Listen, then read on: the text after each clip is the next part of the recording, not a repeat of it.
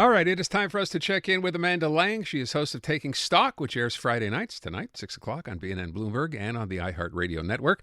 And Amanda, I guess we'll start with the CPP because I keep hearing the story. I keep seeing Danielle Smith proudly looking like she can actually pull this off.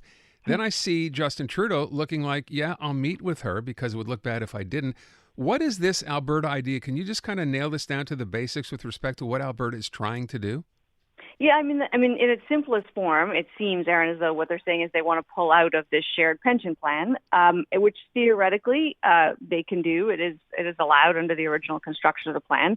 But they're making it seem, first of all, that they can take much more of the plan than is likely.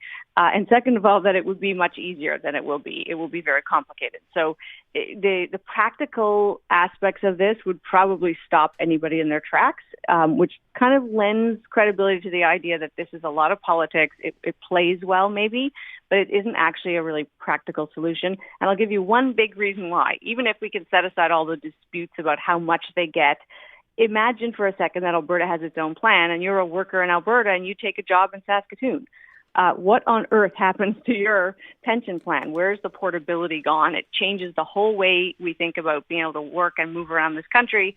And I think probably the people of Alberta will stop and think, maybe that's not such a good idea. How did Quebec do it? Because, and again, I'm thinking about the parallels that are constantly being drawn between Alberta and Quebec, and that both kind of want out of the country sometimes, and Quebec did get out of the CPP. Well, really, Quebec was never in the CPP. So from the very easy to get out that way, yeah. Yes, Quebec opted out in the same way that Quebec opted out of signing into the Constitution. So we don't actually have Quebec as a member.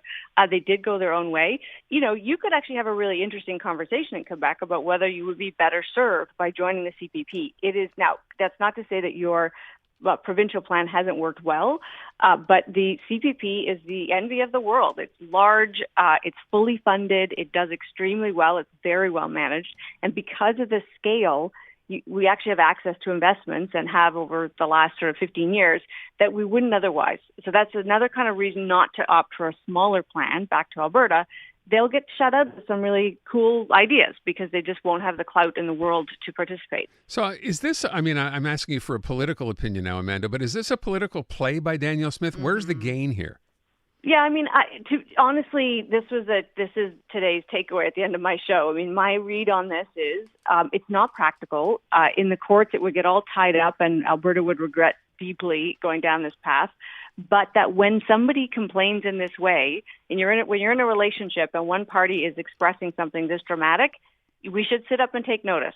So Alberta is expressing, the people of Alberta, if this is something that's popular, then the federal government, it behooves them to pay attention. What's going on that has so enraged Alberta that this kind of idea takes hold? Because remember, you know, as we all know, Canada is just an idea. It's a federation that we all agree to. And sometimes it works really well for everybody, and every now and then people get frustrated with their role in it. And we have to find ways to keep communicating and get along. So whatever it is, maybe it's the carbon tax, maybe it's just the green transition, maybe it was Bill C-69, whatever has been such an irritant. It is a political issue, and all Canadians have a vested interest in getting along. All right, let me move from that. I saw this story, I guess, yesterday, and I smiled when I saw it because for so long, you know, there are a lot of people, of course, who look at Amazon and go, oh, you know, Amazon, I stopped doing this, I stopped doing that, I don't want to pay for Prime. And online, they're not doing as well as they are. Look, I saw the numbers. They are, I could be wrong, are they the best numbers Amazon's ever reported? They're pretty stellar numbers. And yes, the growth here is phenomenal. And Amazon over time has chosen not to produce as much profit as it could.